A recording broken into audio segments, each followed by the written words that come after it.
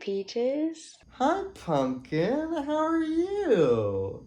I'm doing good. So, I know you were thinking about content ideas for 2024, and I was thinking, why don't we make a whole video about you? I don't know that making a video about one character from a game I haven't played is such a good idea. Yeah, but I mean, your obscure Mario characters video, it did really well. And I mean, Yub took up most of the thumbnail, so people must have clicked it for Yub. And I mean, you got all your friends in on it. It was fun, wasn't it? I mean, I thought it was fun. You're right. That video did really well. Even Slime Blossom 6309 wants a sequel. And I gotta do what Slime Blossom 6309 says. Uh, Although I did already talk about him in the previous video, so I probably won't mention him again. I think it's okay, Peaches. I think this conversation was enough. I'll talk to you later. Love you. Bye. Mm.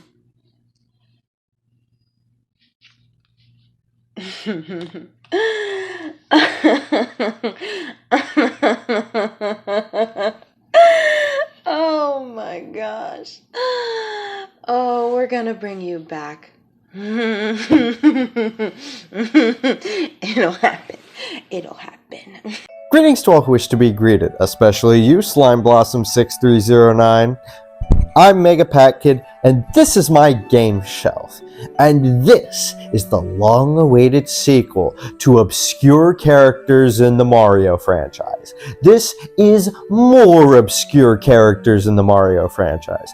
You don't need to watch the other video to watch this one. I mean, I would like it. It would give me more watch time. But you don't have to watch that video, because I'm just going to talk about more obscure characters in the Mario franchise. About 35 to be exact. These are characters that are either obscure on their own, or they're from a piece of media that is obscure. And when I say that, I should clarify that while a lot of people probably know about the Super Mario Bros. Super Show, so as a show, it's not obscure. Individual characters themselves from individual episodes are obscure, like Angelica. Angelica is an odd elderly woman and a salesperson for Weird and Spooky Gadgets Incorporated, a company apparently specializing in the sales of bizarre objects and curios. She's from the Super Mario Bros. Super Show live-action episode Time Out Luigi. She tries to sell the brothers magical items that definitely belong in the Mystery Shack, but she's no Grunkle Stan. She's selling items that are actually magical. Now, she may not be a con woman in the way that Stan Pines is a con man, but she is definitely running a scheme, as these items are not what they seem. She's more like a traditional genie in this way. They do things that ultimately hinder one's experience than help them. I never understood what genies get out of doing things like this, but at least she's making money out of it. See, I highly doubt that a large portion of the Mario fandom is going to remember that one character from that one segment of that one episode. But I could be wrong, so if you remember any of these characters on your own, just let me know in the comments. I'd love to hear people's memories with these characters that I really don't know. Now, one character that I should know is Augie. I've got a friend named Augie. I love them so much. So, what time is it, Augie? It's gaming time. Exactly, so let's game with this Augie. Augie is a giant rabbit believed to be the deity of Beacon Beach, making him the planet's warden. He is a nod to various characters in Greek mythology. His name is a reference to Augeas, the demigod king for whom Heracles had to clean the stables in one of his labors. His clothing and affinity to the sea make him similar to Poseidon, and his backstory as the disliked son living in his brother's shadow may be a reference to Hephaestus or Iphicles. I apologize to any Greek people if I have mispronounced those names. Interestingly enough, he's from Mario plus Rabbids Sparks of Hope, which I believe makes him the newest character on this list. Neat. Okay, gotta be honest, I did not expect that to be Augie. but cool. This next character, I immediately needed to know just from the name, Baron Burr. This is a play on Aaron Burr, a figure in American politics from the Revolutionary era of the United States. And I found out something interesting. He's only called Baron Burr in the United States. In other regions, he has other names that are basically Lil Ice King, stuff like that. It is fascinating that this one change was made for the Americas. I think that's neat. I think that's a real neat thing. Next on our list is one with such a specific name. They could only be a Mario character, Coach. Coach works at a swimming school. There's a swim meet in the pool, and his student Cheep Cheep is not confident. Coach asks the player to race with him and lose, but to look natural while they do it. By losing, Cheep Cheep becomes more confident. Once the quest is complete, Coach gives the player the desktop golf gadget. This next character, I have to admit, I feel like I've cheated a little. See, for this list, I'm taking from the Mario Wiki. The Mario Wiki has its own list of characters, but it doesn't just include characters who are original to the Mario franchise. They're characters that have even crossed paths with the Mario franchise. That includes spin-offs, like the Yoshi series and the Wario series. That includes series that have included Mario, like the Super Smash Bros. Series. And it includes even characters from the Donkey Kong series, which is weird because Donkey Kong is what Mario spun off of. But Donkey Kong is a part of the larger Mario universe, so I guess it makes sense that they include Donkey Kong characters in the Mario characters list. But this next character is not a Donkey Kong character. He's a Yoshi character, Don Bongo. Look at this guy. I love this guy. He's a silly little guy. Well, he's a rather big guy, but he's a silly guy. He's a boss from Yoshi's Story. For his design, Nintendo did that thing where they take a common enemy in the game and they just made it bigger and more detailed. He tells you not to hit his lips as if you're not trying to defeat him in combat. I mean, what does he think you're gonna do? I mean, follow that instruction? I guess maybe he expects that you'll also follow the instruction of try to dodge my bouncing blubber. Anyway, it's believed that his name, Don Bongo, derives from the Spanish word don, meaning Lord, and bongo, just referring to the sounds that his feet make. I first learned about Don Bongo in his latest appearance in Super Smash Bros. Ultimate as a spirit. I just thought he was silly and goofy, so I wanted to include him in this video. Next, we have two characters that I couldn't dream of separating, both from the Super Mario Bros. Super Show, Elvin Parsley and Elvis Presley. Elvin Parsley was introduced in the animated episode Elvin Lives as the King of Sock Hop Land, and is meant to be a parody of the real-life rock star Elvis Presley. Elvis Presley was from the live-action episode Will the Real Elvis Please Shut Up? And he wasn't the real Elvis, ironically. I don't understand why they only changed the name of one of their parodies of Elvis. I haven't watched these episodes, but I'm curious as to if they actually correlated with each other. I just find it weird that for the cartoon portion, they parodied Elvis, but for the live action portion, they impersonated Elvis.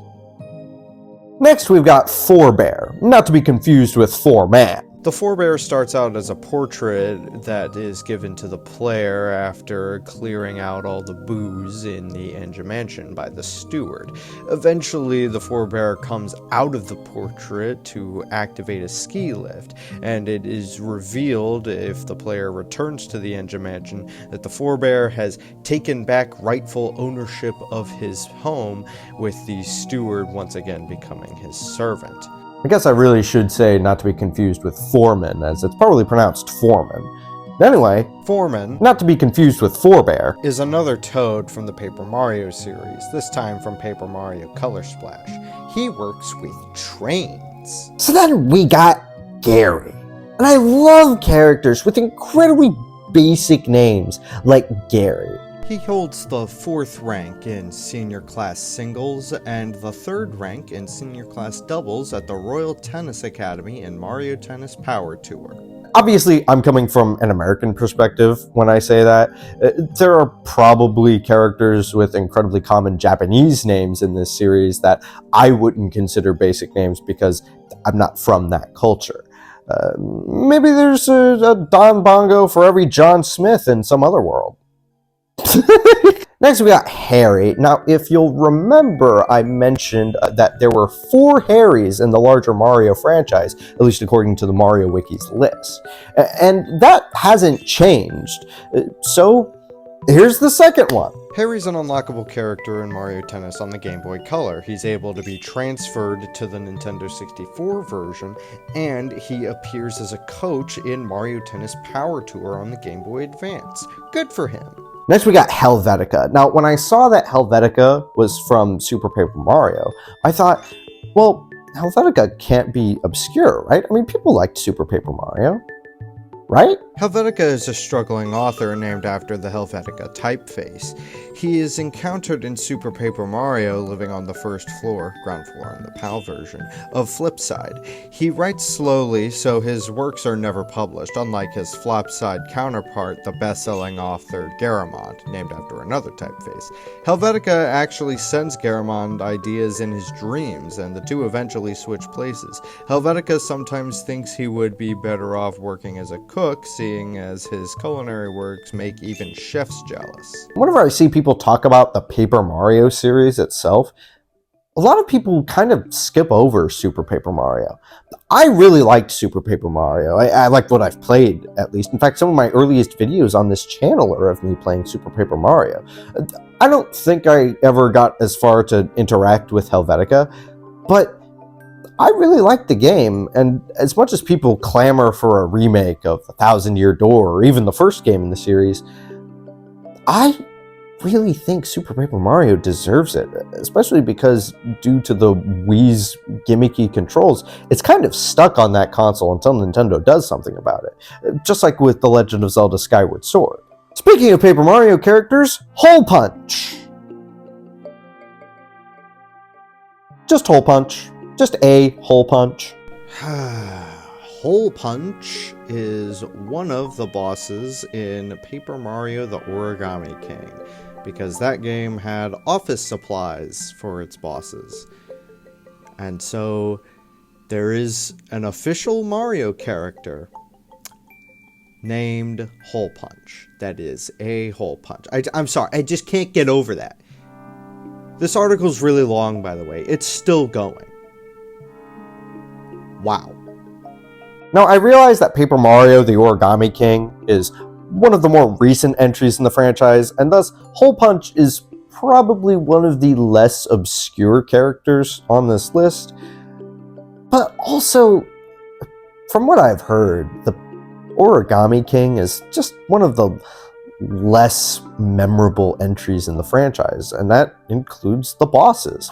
So I feel comfortable putting Hole Punch on this list. Now, the person I consider to probably be the least obscure character on this list is Indiana Joe. Now, if you're a fan of the Nostalgia Critic, and I mean a longtime fan, then you probably recognize Indiana Joe, as he was highlighted in the Nostalgia Critic's review of the Super Mario Bros. Super Show. But here's my favorite. They come across a character called Indiana Joe. Get it? They remove the N and the S and it becomes a totally different name. Genius satire. So he comes in with the hat and the whip and everything, but look, they forgot to animate his face! And they never explain why. You're just supposed to accept the fact that he looks like that. No questions asked. How hard can it be to put a face on a person? Anyone can do it. I can do it. Watch! Give me a face, you I remember really liking that video, so I highly recommend checking out that video and the rest of the Nostalgia Critic's work if you have the time. But after this video, I don't want there to be a big jump off for views. Anyway, here's some information about Mr. Joe.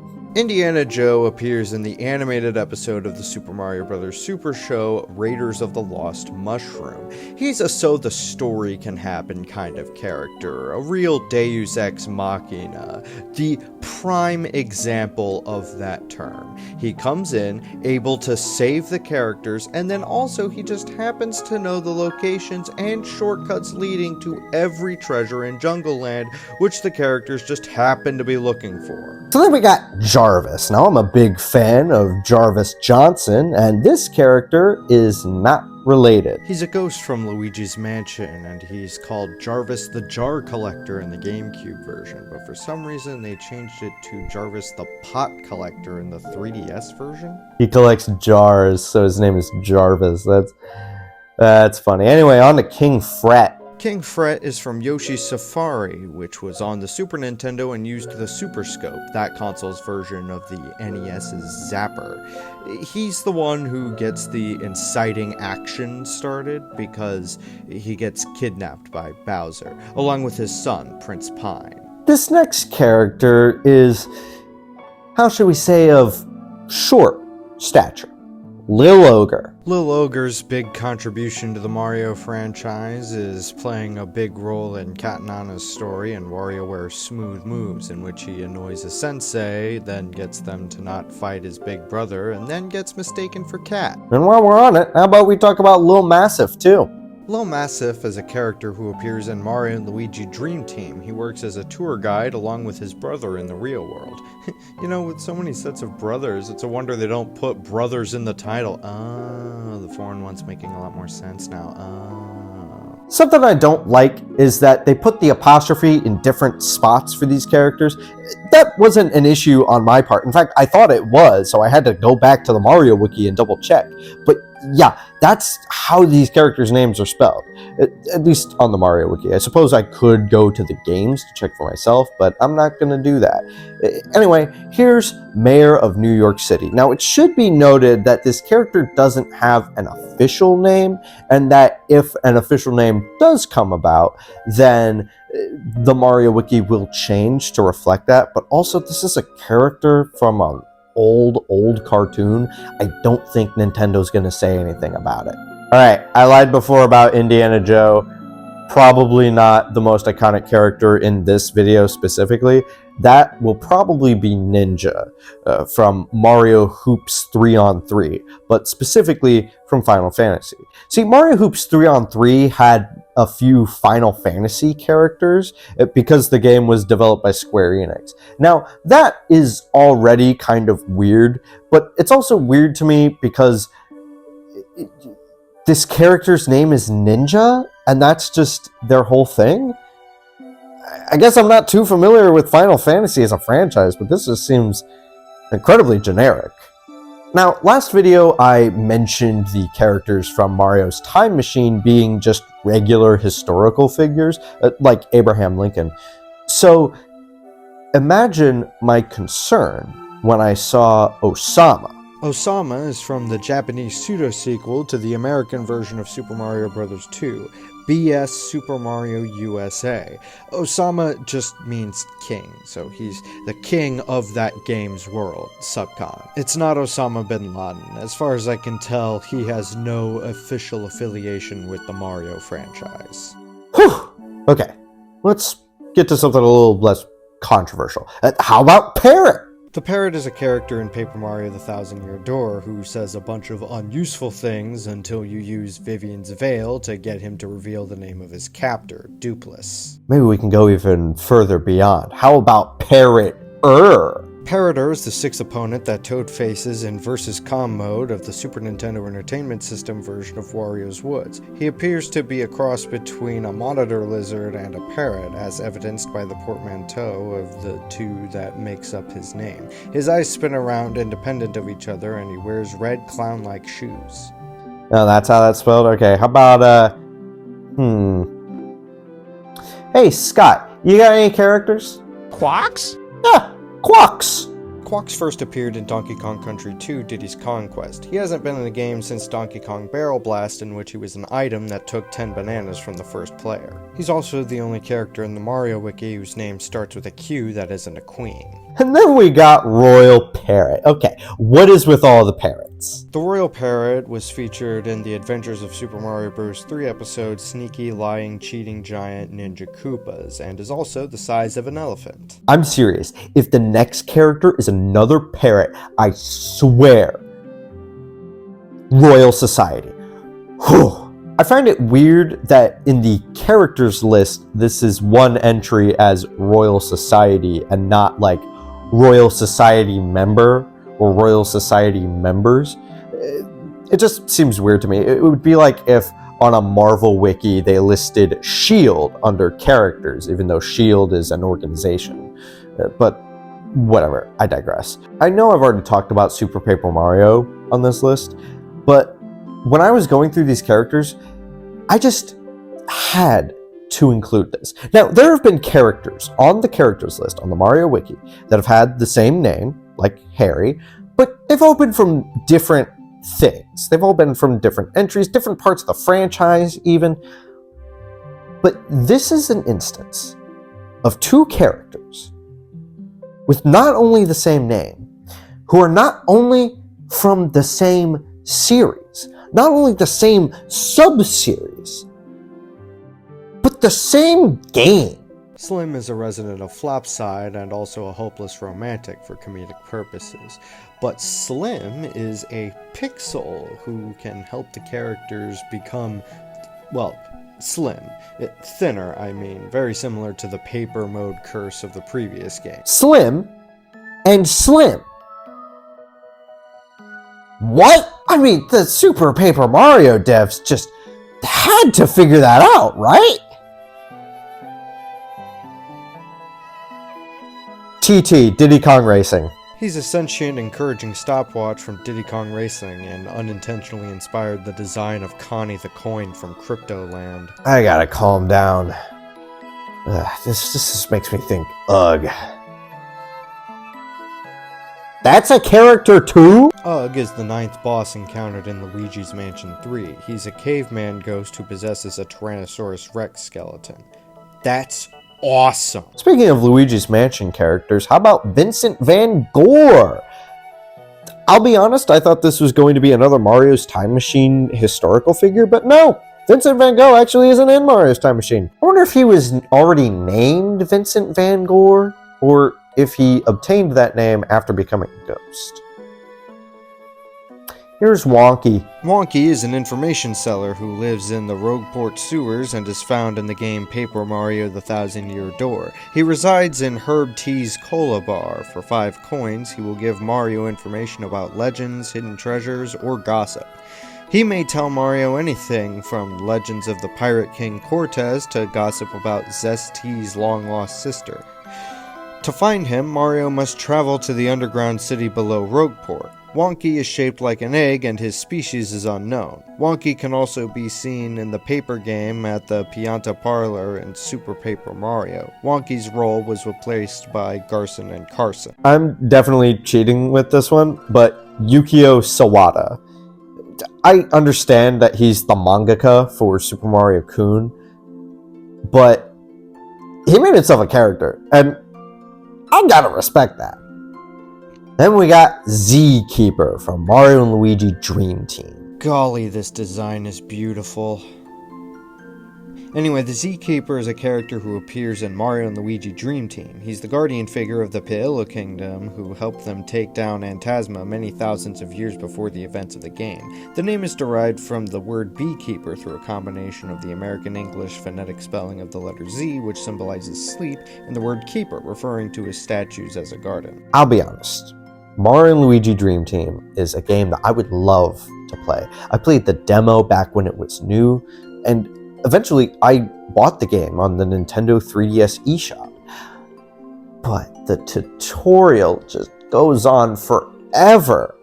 I don't know that I'll ever finish that game. I'm gonna be honest. That tutorial is just too long. It feels like I'm being explained to things over and over again, and I just can't deal with it. Look, RPGs have never really been my thing, but that tutorial is just too long for anyone. Finally, Zombone. And now hear me out. Look, I was initially hesitant about including any Super Mario RPG characters because the remake on Nintendo Switch came out here, and this video is coming out here. So you can see the predicament that I'm in. But I feel like, even though the game just came out, this one random character probably not gonna be the most well-known among them. So, Zombone. Zombone is the skeletal counterpart and second form of the Zar Dragon in Super Mario RPG Legend of the Seven Stars and its remake. When Zar Dragon is damaged enough, it falls in the lava, loses its skin, and becomes its other form, Zombone. Zombone has plenty of dangerous attacks, such as sending out boulders to attack Mario, Mallow, Geno, Bowser, and Peach, or headbutting them. After the gang defeats Zombone, Zombone explodes and collapses into the lava, never to be seen again. That's it. That's all the obscure Mario characters I have to talk about for right now. I hope you enjoyed this video, Slime Blossom 6309, and I hope the rest of you enjoyed it too. Even though this video really was only for Slime Blossom 6309, so... But sure, the rest of you can watch it too. Tune in for part 3 when someone asks for it. I'm sure they will.